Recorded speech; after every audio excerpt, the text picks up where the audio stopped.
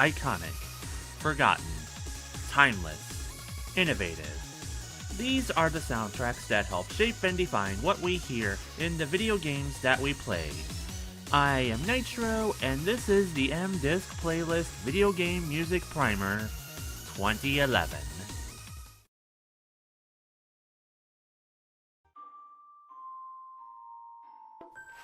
Superbrothers Sword and Sworcery EP, composed by Jim Guthrie. Jim Guthrie is a Canadian-born musician whose experience made him part of the forefront of Canadian indie rock in the 90s. He would continue to accumulate experience in the indie rock scene, leading up to the release of his 2003 Juno Award-nominated LP, Now More Than Ever. He wasn't just adverse in the music industry, he was also a capable commercial musician and a film composer, with arguably his most recognizable film score being the documentary Indie Game the Movie, which highlighted the development and release of indie games Braid, Super Meat Boy, and Fez. Then came his first video game score, this one, an action-adventure side-scroller with stunning visuals and a critically acclaimed score. Guthrie describes the music in the game as living in this middle void of electro-acoustic, dark, pretty clouds of hooks, drones, and tones. Guthrie appears in the game as himself in a cameo, offering to play music for the player character. By interacting with parts of the surrounding area, you can change the dynamic of Guthrie's in-game performance. Jim Guthrie was at the forefront of the indie scene. He composed for indie rock, he composed for indie movies, and he composed for indie games. He wouldn't compose for another video game until the 2018 release, Below. He views his experience as a composer as just a way of learning more about the composition process and what he can bring to any project he gets involved in.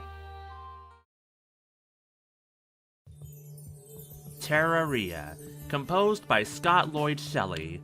Terraria took the concept of a sandbox-style game and made it into a 2D action-adventure. Since its first release in 2011, the game has been updated and released on multiple different platforms, making it one of the most profitable titles in the 2010s, with its final official update being released in May 2020 under the title Journey's End. Scott Lloyd Shelley has been the composer of the game throughout its entire development process, but his music experience goes far beyond the 2010s. Since 1985, Shelley has been involved with the visual entertainment side of music, working on films like Thunder Alley, Witness, and the 1986 animated Transformers movie. His television resume includes Mega Movie Magic, The Book That Shook the World, and arguably his most recognizable work in film or television, The Crocodile Hunter. He joined the game industry in 1995 with the Electronic Arts Kids version of The Jungle Book. Most of the games he worked on were educational games, like the games in the Reader Rabbit series. He has cited in an interview with Jay Dodston of Cheerful Ghost that Terraria developer Andrew Spinks was his favorite game developer to work with, his reasoning being that he was allowed to compose the score as he interpreted it based on the reception he got for the first track he submitted when he hardly ever got that much freedom to compose. A simple concept that continued to provide for gamers throughout the 2010s. This helped make Terraria one of the decade's most popular titles. For Scott Lloyd Shelley, whose music was already heard in popular pieces of entertainment like the Transformers movie and the Crocodile Hunter series, Terraria gave Shelley arguably his most popular and most distinguishable work to date. Shadows of the Damned, composed by Akira Yamaoka. Akira Yamaoka made a name for himself as the composer of the Silent Hill series. He was defined by his ability to create a sound that blended industrial music with a horrifying ambience, giving Silent Hill the signature sound to help stand out among other horror titles in gaming. In December 2009, Yamaoka left Konami after working there since 1993. He would soon join Grasshopper Manufacture, the studio responsible for games like Killer 7, No More Heroes, and this game. Shadows of the Damned was promoted as a dream action-adventure collaboration between Grasshopper Manufacturer's founder Suda51, Resident Evil director Shinji Mikami, and the former Silent Hill composer. Yamaoka worked with members of the English Gothic rock group conveniently named The Damned on the score. Yamaoka also got help from musicians who had collaborated with him on the Silent Hill series. Lyricist Joe Ramersa wrote some of the vocal tracks, with all but one of the vocal tracks performed by Mary Elizabeth McGlynn. Vocalist of The Damned performed the game's main theme, Shadows of the Damned, with The Damned. We are through. This is the last stop for heaven or hell.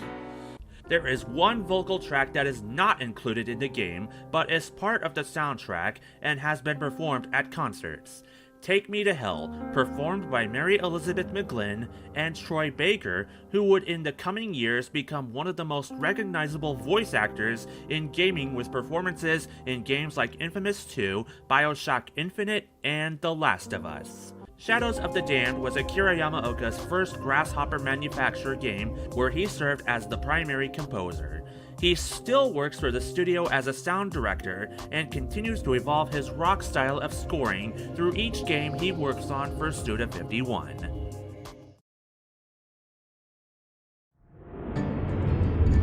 Bastion, composed by Darren Korb. Bastion was the first of a few notable things. It was the first game developed by Studio Supergiant Games, and it was the first professional scoring job of Darren Korb. Korb had always had a fondness for video game music and was an inspiring musician himself, but he initially didn't plan on his two passions intertwining with one another. As he developed his passion for music with singing and performing in bands, he would wind up studying the production side of music. Amir Rao, co-founder of Bastion developer Supergiant Games, had been a friend of Korb's since they were 8. It was through this friendship that Korb got the opportunity to work on Bastion. For the music of Bastion, Korb cites the music of Led Zeppelin and Robert Johnson's as primary influences of the direction Korb wanted to go with. He describes the music in the game as acoustic frontier trip-hop. There are 4 vocal pieces in the game.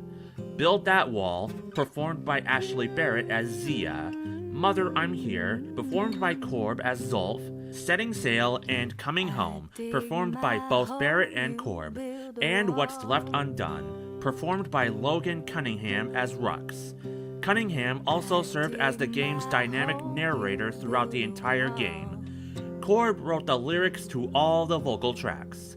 Bastion and Supergiant Games became an instant success story with the release of this game, thanks in part to its audio design and the popularity of the game's vocal pieces. Darren Korb would continue to compose for Supergiant Games, and performers Ashley Barrett and Logan Cunningham would continue to provide either singing vocals and/or voice acting for Supergiant Games.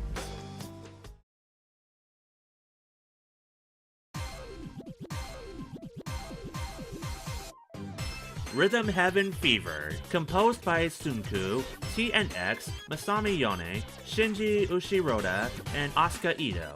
In 2006, Rhythm Tengoku was released as Nintendo's last first-party title for the Game Boy Advance. It would be Nintendo's first official entry into the music genre. The first release in the Rhythm Heaven series outside of Japan was Rhythm Heaven for the Nintendo DS in 2009. What made the series successful, as well as stand out from other music games, was its reliance on audio cues to progress through each stage, as opposed to visual cues, and each stage did not end if you messed up too many times. Success or fail, you still got to experience each stage and its music piece in its entirety. Rhythm Heaven Fever would be the first and only game in the series to be developed for consoles. The staff and the sound team all agreed that it would be beneficial for Rhythm Heaven Fever to have 2D animation, as well as only having button inputs instead of the usual motion control that had been implemented in nearly every Nintendo Wii title. Sunku has been a producer and a sound director for the Rhythm Heaven games since the original 2006 release. While Sunku handled the majority of the score, Masami Yone, Shinji Ushiroda, and Asuka Ito of Nintendo's sound team collaborated with each other on the remaining pieces. Yone has been involved with the Rhythm Heaven series since the beginning. Ushiroda's first game in the series was this one, after having accumulated experience working on the Beat Mania series for Konami. Ito's first Rhythm Heaven game was the Nintendo DS Rhythm Heaven. Sunku's entertainment company TNX is credited for composing the game's Japan-exclusive Manzai minigame.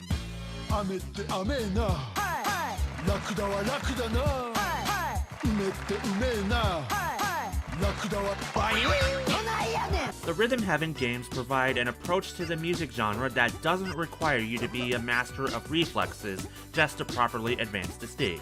With original music and original animation to accompany the original music, Rhythm Heaven is a series that stands out visually from Nintendo's catalog, as well as the music genre library.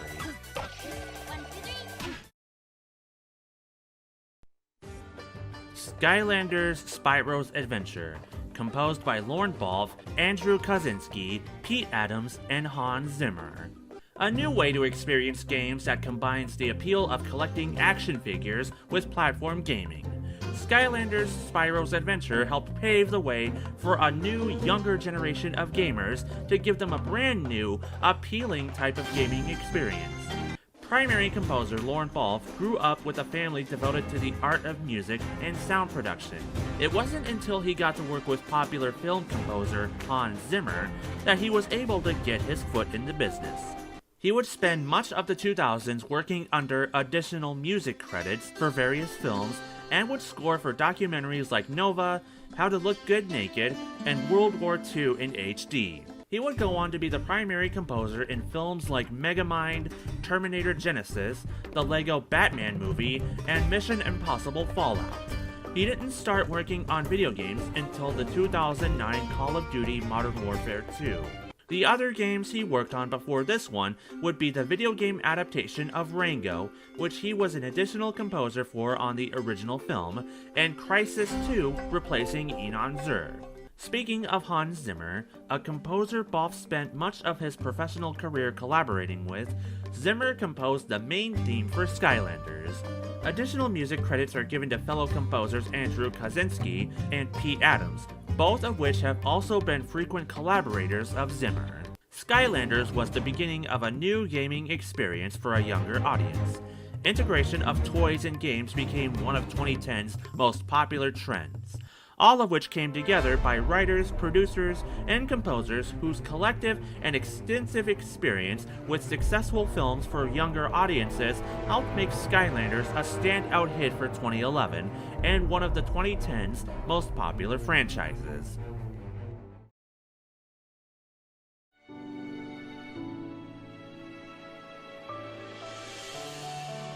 To the Moon, composed by Kan Gao and Laura Shigihara. Kan Gao had always been a fan of video games, but lacked the programming skills needed to actually make one. When Gao discovered RPG Maker XP, he was able to design games in a way that was accessible to his own personal skills. Gao had been working on a project called Quintessence, the Blighted Venom, for 6 years until he learned that his grandfather was passing away. How Gao coped with this event helped gradually inspire the story of To the Moon, a story about a dying man who wishes to have his memories reconstructed so that he is convinced that he actually went to the moon.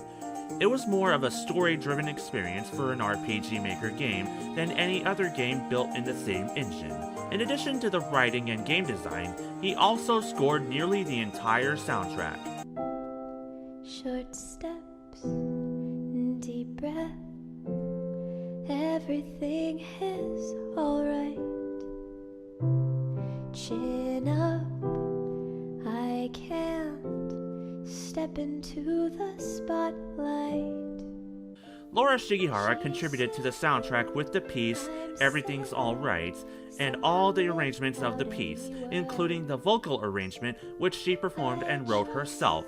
Shigihara is best known for her scores to the original Plants vs. Zombies, and has also contributed to the scores of World of Warcraft, Minecraft, and was one of the composers hired to work on the newer score of Super Meat Boy. To the Moon became a primary example of how the RPG Maker engine can be used to design memorable story-driven experiences, much like other studios can with bigger budgets. Dealing with death in the family is never an easy subject. To the Moon helped convey Kangao's emotions with real life into something that raised the bar for not just thought-provoking storytelling, but for games made using the RPG Maker engine.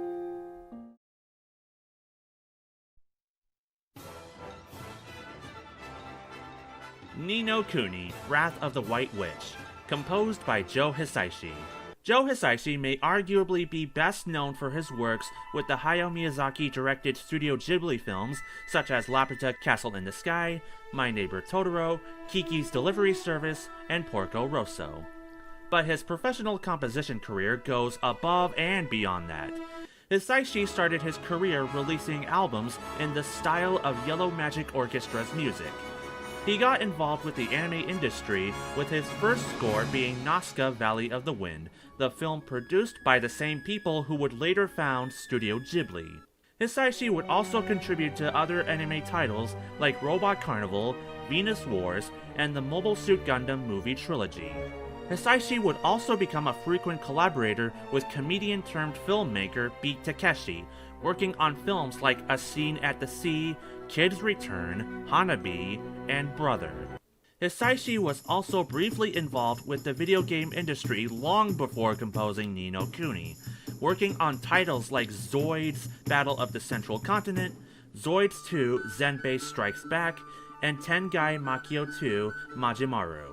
And then there's Ni no Kuni, which was originally released for the Nintendo DS in 2010 as Ni no Kuni Dominion of the Dark Djinn. Wrath of the White Witch would be an extended and enhanced version of the DS release, using a fully orchestrated score performed by the Tokyo Philharmonic Orchestra.